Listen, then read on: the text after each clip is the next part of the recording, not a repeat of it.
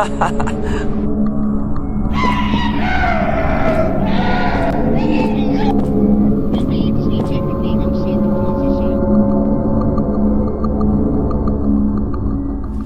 you really think that I wasn't in control this whole time? And that I didn't plan for all of this to happen?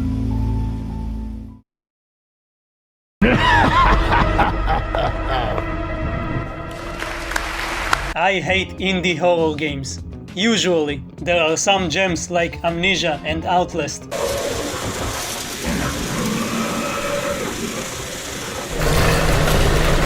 Holy shit!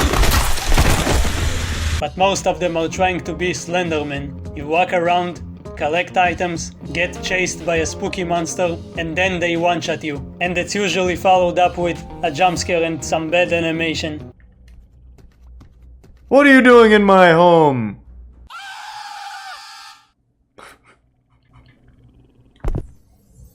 It was a pretty good game, actually. Yeah, okay, we get it. It was cool back in 2012, but now it's...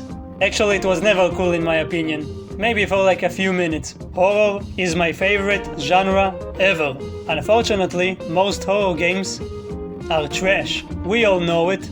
Outside of the well-known, well-established classic horror video games like Resident Evil, Silent Hill, Condemned, Fear, System Shock, just to name a few, it's hard to find something that really scratches that horror itch. At least for me, especially in the AAA space. So we turn our attention to the indie scene. We search for quality titles. And we are bombarded by a big pile of poo.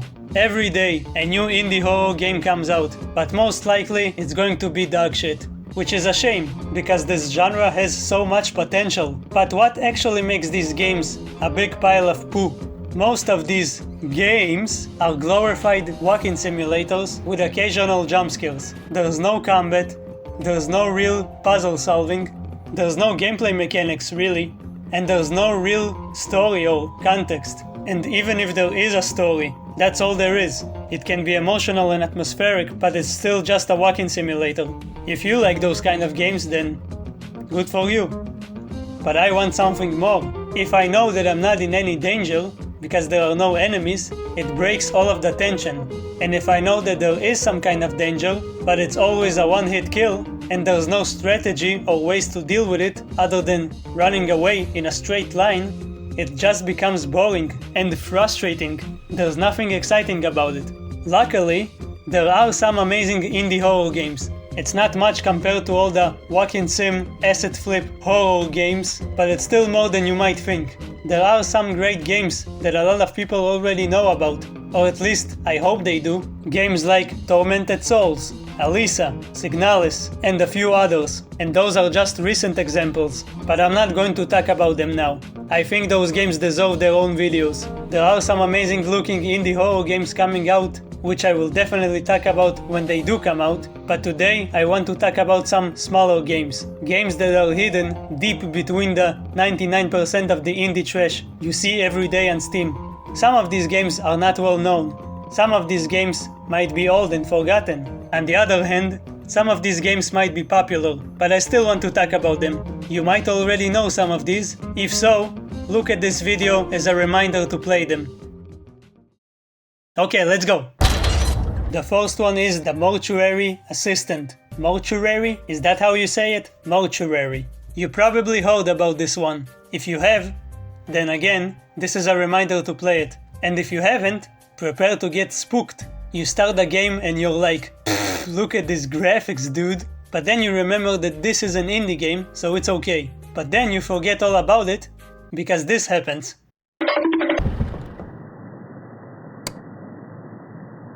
As the title suggests, you work as an assistant in a mortuary. You're working for Mads Mikkelsen here.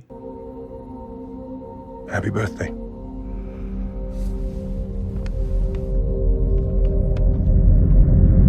Are you ready? Yeah. Clap. You need to do some disgusting things to dead bodies, which can be a game all on its own. You quickly realize, though, that you're not exactly alone. Your new and exciting job is more creepy than you thought. Dealing with corpses has never been so lively. Tell me, sir, who would ever want to work in this place? I mean, seriously. Throughout your shift, you'll keep seeing more and more spooky things.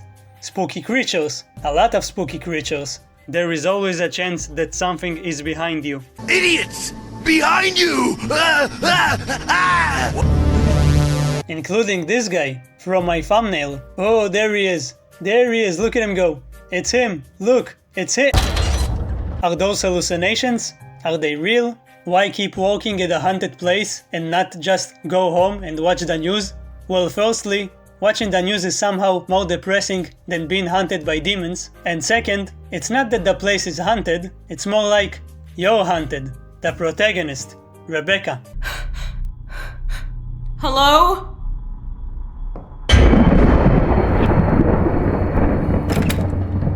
Nope. New job. I'm getting out of here. Even if she literally physically tries to leave, she just can't. Something is pulling her back into the mortuary. I don't really have a choice. I'm stuck here. Fuck.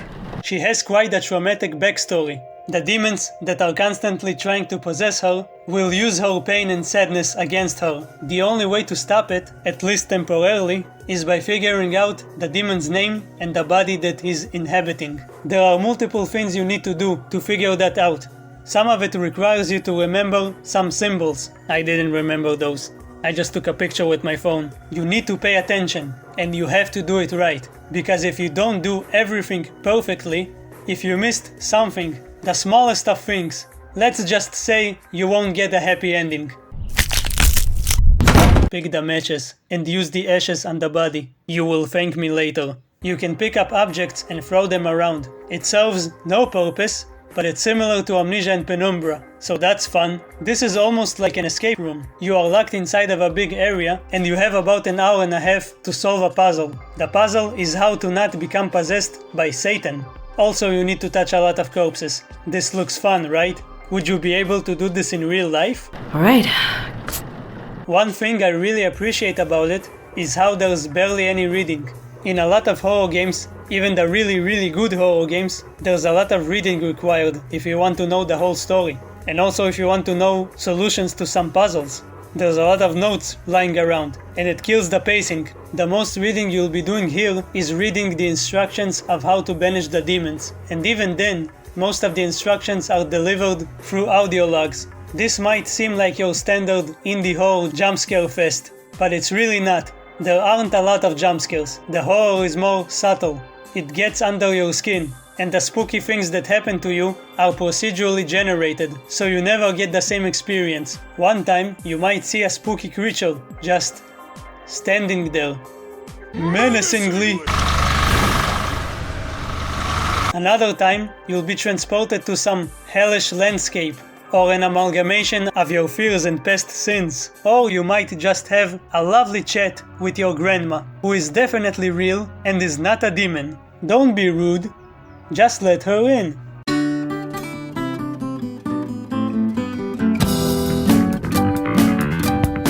Even when you get used to it and think that you've seen it all, and nothing can surprise you anymore, you'll find that there's still a lot to discover. There are tons of interesting secrets, especially if you care about the story and lore. And if you ever get too scared, look at the corpses' names. That might cheer you up. I had a corpse called Twisted Hairballs. It's probably good that she's dead. She doesn't need to live with this embarrassing name anymore. I'm usually not a fan of these types of games, but this one stands tall above most of them. It's unique, it's spooky, and it has some lovely creatures that want to hug you. See you soon. Speaking of standing tall and giving hugs, the next one is Suffer the Night. I almost made a full video just on this game alone. Maybe I will do that in the future. I really like all of the games in this video, but for some reason I like this one the most. Or at least I'll have the most to say about this one if I make a full video about it. Like the Mortuary Assistant, this game also copies the physics from Amnesia, which is awesome. But this game is different in a few ways. The main one is that you don't fight against demonic possessions. Here, you fight against this. Hello? Who's there? I am the one who knocks. At first, this game really looks like the typical shitty jumpscare fest indie horror game. You're in a spooky house, you have no weapons, and you are in danger. Actually, the house is only spooky because it's dark and there's a storm outside. The house itself is actually pretty cool. The protagonist is a woman named Stacy, who is a painter. I assume she's a very successful painter because damn, look at this place. She's making those big bucks. You're walking around, you're just chilling, but then you get a floppy disk and suddenly you're playing an old school text adventure game. I don't know why she just put some random floppy disk into her PC. She didn't know what this is. It could have been a Trojan horse or some porn, and I rather search for porn on my own, thank you very much. Then the spookies really start to show themselves when this handsome gentleman shows up. There's some nice build up to it, and when he finally does show up, you're not bombarded with jump scares. It's more subtle. Well, I don't know if subtle is the right word. Not in the business of letting strangers into my home. I'm sorry, but you can't come in. Very well, Stacy. I'll find my own way in.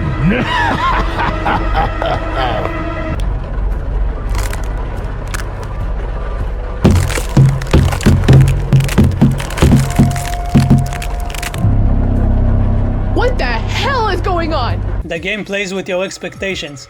You really don't know what to expect. You're waiting for something to happen, and you're waiting, and you're waiting, but it doesn't happen. You know that he's there, but it doesn't really do anything. Nothing happens.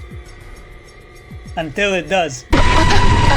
Oh, and if you're scared, just remember that your first mission in this game was to make some eggs and toast with coffee.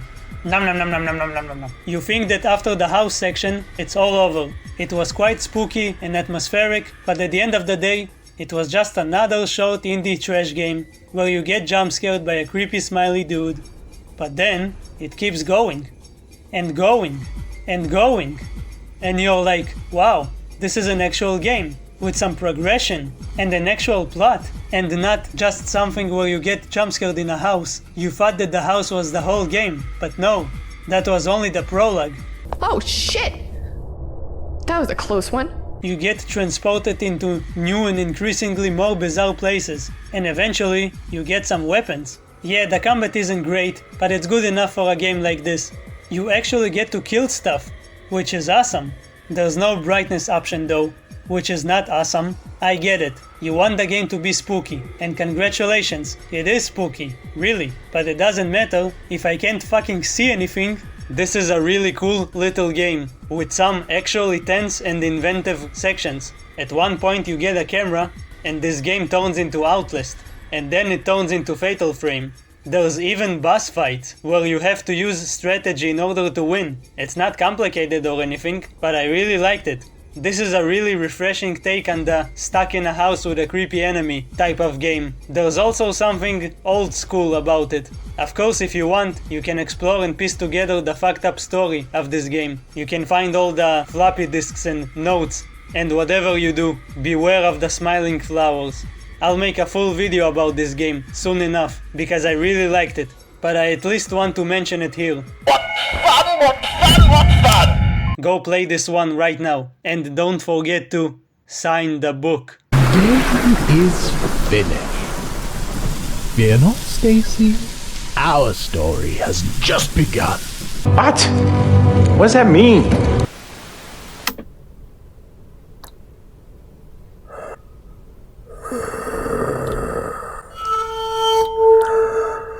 This house is dangerous. There are terrible demons. Ouch! You're wounded! Have you ever wanted to play Resident Evil in first person? Well, here you go. This game came out almost 2 years ago, and this time, you are not a super cop with lots of military training. You're just some random schmuck who wants to eat pizza and go to sleep, just like most of us. Don't have time to play with myself. The protagonist has been having nightmares for a while now. One day, he sees a news broadcast about people who have been kidnapped. Just before being kidnapped, these people reported having awful nightmares as well. And the protagonist doesn't make the connection that his nightmares might also be related to the kidnapping. And then of course he gets kidnapped and he finds himself near a spooky mansion. And of course it's filled with zombies. But there are other types of enemies as well. Some of them are a little generic, like dogs and cultists. But some of them might surprise you.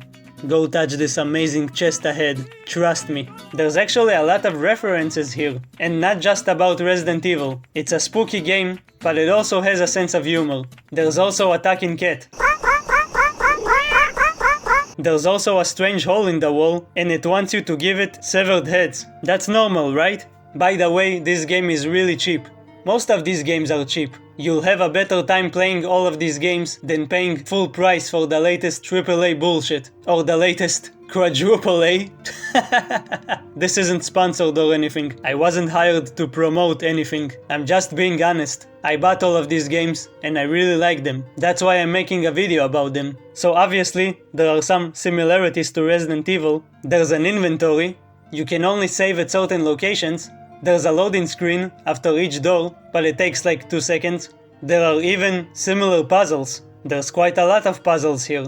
If you are a Resident Evil fan, you will really like all of these inclusions. If you're a hardcore Resident Evil fan, you might not like the lack of inventory management and the fact that you can save as many times as you want. There are no ink ribbons here, and your inventory is infinite. This is more like Silent Hill than Resident Evil. And like in those games, you're put into a big place where you slowly unlock all of the doors, usually by finding the corresponding keys. You can also blow heads off, which is super satisfying. If you're new to the survival horror genre, this game can be a good starting point. Whatever you do, do not get grabbed. You will not escape. Now let's talk about something way more slow-paced. It might be less action-packed and less fun, but somehow it's way more terrifying.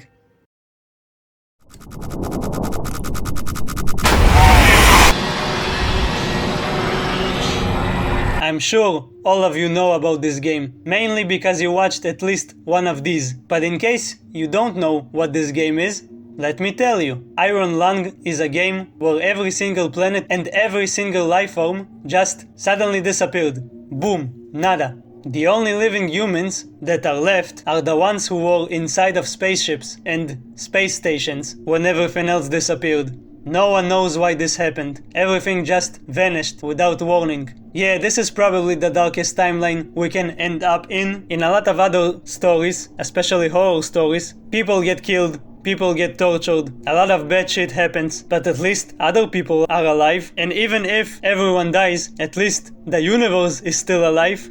Well, not in this game, kind of. Imagine that whatever it is you're going through in life, whether it be good or bad, imagine that that just doesn't matter, because everything and everyone can disappear, just like that, including all of the people you love. But hey, at least this game is kind of cheap. For $8 you get a 1-hour game, no replay value, no combat whatsoever, barely any gameplay, no location variety, and it's totally worth it. Yes, it's a short game with no replay value, but it offers so much. There's so much to talk about here. Why is it so bright all of a sudden? Oh god, this is exactly like Alone in the Dark. This is the scariest part yet. So what do you actually do in this game?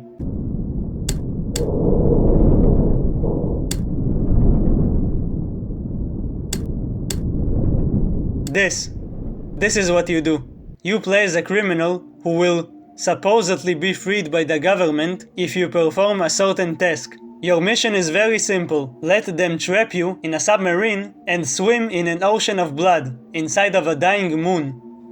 Nothing special. Why are you doing this? Because apparently this ocean of blood is filled with human blood. They want you to explore it and see if you can find the origin of it. Everything is dead in the universe. But maybe you'll find some kind of clue to what's happening down here. Maybe you will find something. Maybe something will find you.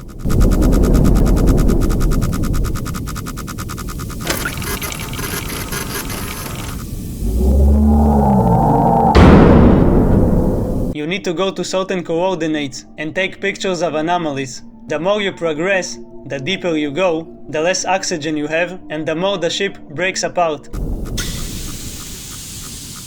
You see stranger and stranger things, maybe even signs of some kind of civilization. Maybe something lived here. Maybe something still lives here. Oh no! Other than that, you can read a note and use a PC, which basically acts as your wiki. You can search up specific terms and you'll get information about them, which is great if you want more lore.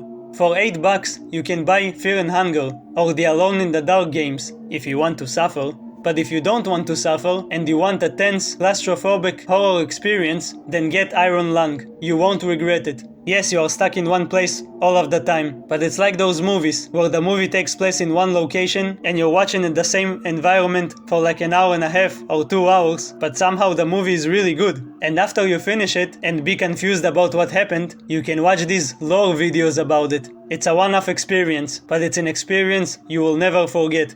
And whatever you do, do not ram into walls.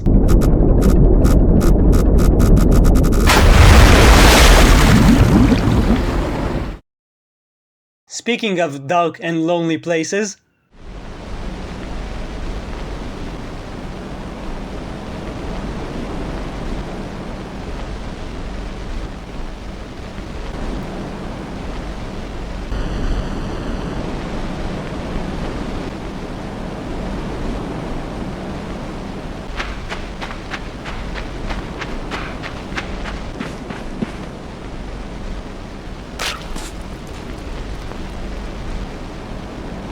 so this is a very cheerful game. I know that I'm not going to make a full video about it, so I at least wanted to mention it here, because it's great. I first played it way back when it came out. I'm not a big platforming guy, these games aren't really my jam. I prefer games with some kind of combat system, but I can really like a game if it does other things really well. You'll notice that this is a running theme with some of the games in this video.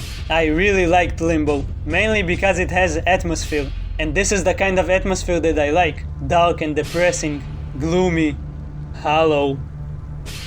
I'm actually a really happy guy, I swear. This game didn't have a nice and emotional feel to it. It was oppressive, menacing, and dark, both figuratively and quite literally.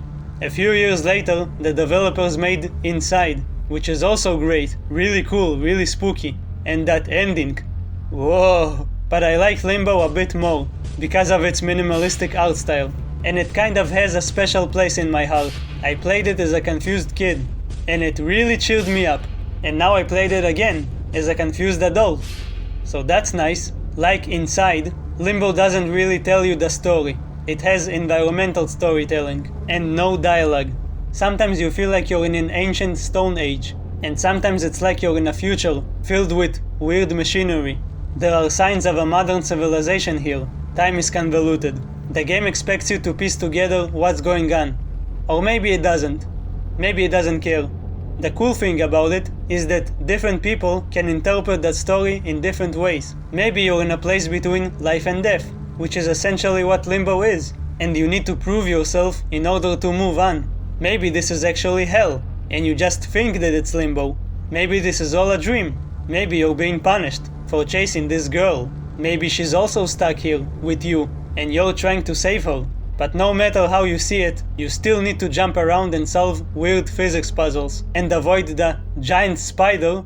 Ah!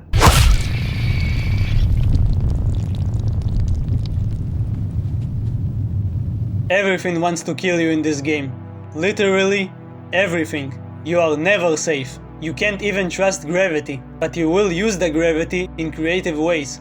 You're using the environment as much as it uses you. This world is trying to kill you, but you're also killing it. Maybe you are the problem. You are tearing me apart, Lisa! Everything around you can change rapidly, and you never know what to expect. You feel like you're just a cog in the machine. If there is a paradise, then this is its soul. Sometimes, occasionally, you'll get a lucky break. What was once a problem can turn into a solution. But most of the time, even when you think you're smart, you'll still get punished. Hard. Whenever you think you got something figured out, the game goes, nope, think again, dumbass. Sometimes, there's just no escape. This is a very bleak game, if you couldn't tell, and not everything's as it seems. Whenever you finally get to see other people, it's usually not pleasant. You have no friends here. You need to survive. You need to adapt. You need to persevere. You also need to be creative. you'll need to be creative and fast. There are some really good puzzles here. There's a lot of out-of-the-box thinking. The game is pretty cheap, and when it's on sale, you can get it for like $1. Limbo is great, and you should play it right now. Okay, the last two games were really depressing, so let's talk about being defenseless in a creepy house. I saw that I had this game on Steam. This looked like more than your average run and hide horror game, and there's even combat. I wanted to play it, but it didn't work for some reason, so I played this instead. I'm going to be brief with the remaining titles, but holy moly, this game is good, probably the scariest in this video. Maybe I'll make a video about it someday. So what is this game? Like in half of the games in this video, you play as a woman. It's okay, don't get too excited. Oh, hey. Can I use the bathroom? No. God. Well, fine. Have a nice life. You're just a normal person working at a normal gas station. And just like a regular night shift, it's creepy. And slow. Very, very slow. Hi. You here all alone? No, my coworker's in the back. Some of the customers are creepy, and there is a suspicious van outside, driving back and forth, but it doesn't matter when you can play the arcade.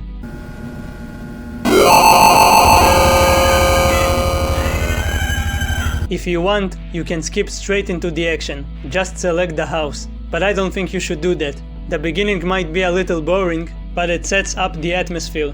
Just like in old horror movies, it takes a long time until something actually happens, but when it finally does...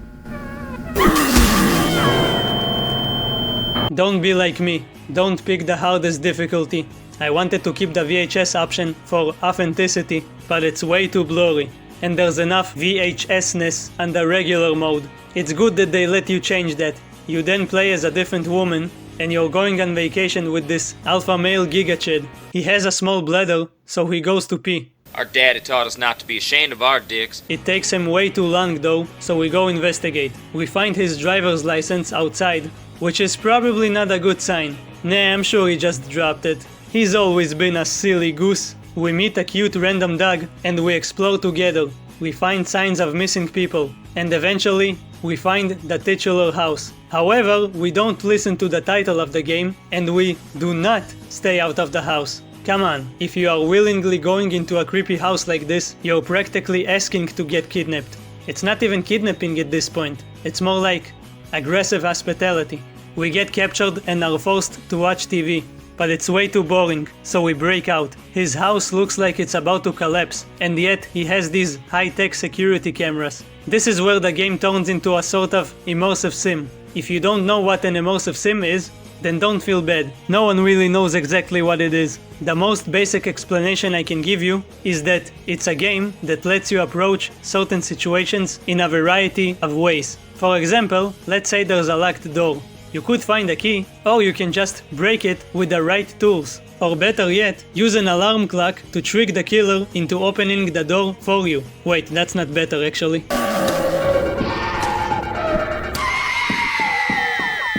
Wow! You have a lot of tools at your disposal, and it's up to you to figure out how to use them efficiently. Also, there's a lot of vent crawling. You're not the only one trapped in this place, and the killer has his own reasons for capturing all of you. This isn't just a run and hide game. You do get weapons, and even a gun. Though it's not exactly effective against him. In a way, it's kind of like Amnesia the Bunker and Alien Isolation. You're stuck in a spooky place with a big bad boy. You have weapons. They aren't exactly effective, but they have their uses. If you really want to piss him off though, kill his grandma. You'll even get an achievement for it. Also, it's really funny to do it. There's some religious undertones here, so if you're an atheist, this will be the scariest game ever for you. I don't want to show you much of the actual meat and potatoes here, not even the literal meat. Just go out there into the wild jungle called Steam and buy it. This is a great take on the run and hide formula. It's really immersive. Like some games on this list, it also borrows from Resident Evil, the looping level design, the limited inventory, and of course, the save system. You can only save at specific locations, and you have to use an item in order to do that. If that sounds exciting to you, then go ahead and play it. You won't be disappointed. You'll just be shitting your pants. Now let's talk about another VHS type game, but this time we're going back to the good old Silent Hill times, with a Silent Hill clone. At this point it should be its own genre, just like what happened with Souls-like, so let's call it Silent Hill-likes. As you can see, there are fixed cameras and tank controls. It's perfect for old school players. In this Silent Hill-like, you play as this guy. We're breaking into a post office to steal whatever is in there. Kevin from Ed, Edd and Eddy is watching our back. Right? Right? He locked the door behind us, and now we're stuck. Fuck you, Kevin, you dork. Dork! Dork, dork! Dork and dorky dork! Man, that felt good. We quickly realize that we're not alone here, and the protagonist is shitting himself, which is an appropriate choice of words, given we're in a bathroom. We need to deal with Scissorman from Clock Tower, only this time he uses tiny scissors, instead of the giant ones. I like how it switches to first person when he stabs the player. Whenever you die, you just respawn nearby, and you don't lose any progress, just like in the first Amnesia. Yeah, it's less tense that way, but it's also less frustrating. I think it can work in this kind of game, especially because it's short, and there's enough tension already. You're constantly being chased by a scissor psycho. That is stressful enough. Who is he? Why is he here? Why does he put you in a room full of hanging scissors? I'll let you figure that out. No. Unlike Silent Hill though, there is no combat here. We either run or hide. You can only pass the game when you're hiding, which adds to the tension. Like in all of these types of games, you can explore and learn more about the story and lore, but more importantly, you can steal some money. A lot of money. That's why we got here in the first place, right? A killer won't stop us. There's always time to steal some cash. This is a really short but really cool throwback to old school survival horror. It's like $3 on Steam, without any discounts, so go pick it up. Support the developers who are keeping this genre alive. Before I end the video, I want to mention one last game. It's not out yet, there's only a demo, but damn it looks promising. When I first saw this game, I knew I had to check it out. This looks exactly like the kind of games I like. Just like we all have our type in romantic partners, we have our type in video games. Sure, there might be others that we might like or even love. We will be attracted to them for one reason or another, but we all have a specific taste that attracts us the most. This is my type. Dark, spooky, you're afraid to take the next step, but at the same time, you have a variety of ways to defend yourself. You can actually kill your enemies, but you are still afraid to proceed. It's only a demo, so I don't know the story. We're in some kind of ship or bunker. This gives me an Amnesia the Bunker vibes. And of course we're not alone here. The monsters are a bit janky, but they are pretty creepy. The damage I dealt seem inconsistent though. One died from 3 shots. The other one didn't. Maybe I got a clean headshot in the first one. There are ways to cheese them, but it doesn't mean that they aren't dangerous. There is another person here with us, but he blinds us and almost shoots us. That's not a very nice thing to do. Do not follow me! Okay. You start off with a pickaxe, a pistol, and a super shotgun. And this super shotgun is good.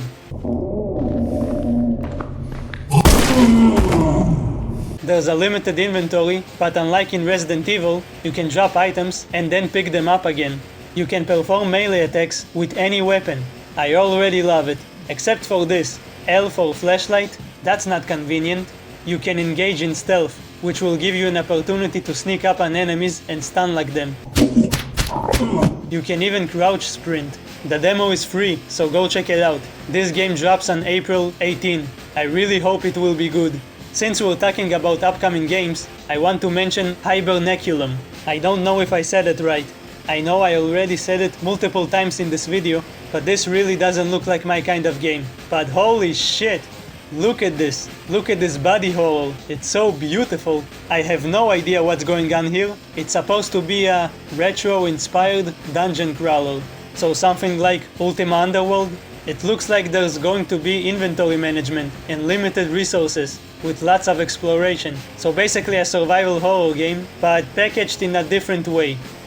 Great! It's too bad that it will only come out next year, but I'm looking forward to it. Go to Steam and wishlist this. Like I said in the beginning, horror is my favorite genre. There are a ton of games who claim to be horror and scary, but most of them totally miss the mark, unfortunately. I hope that by watching this video, you discovered some interesting games. And if you knew all of the games in this video, then you are a true Chad, especially if you played Limbo. Indie developers are definitely the ones carrying this genre. It's been this way for a long time. Though occasionally, we do get big budget horror titles, and they are mostly great. It's a bit disappointing that most of them aren't really original, and they are mostly remakes of classic survival horror games, but they are still wonderful, and I hope they will continue to be so. There are other games I wanted to cover, but I can only ramble for so long. If this video does well, maybe I'll make another video like this. Thanks for watching.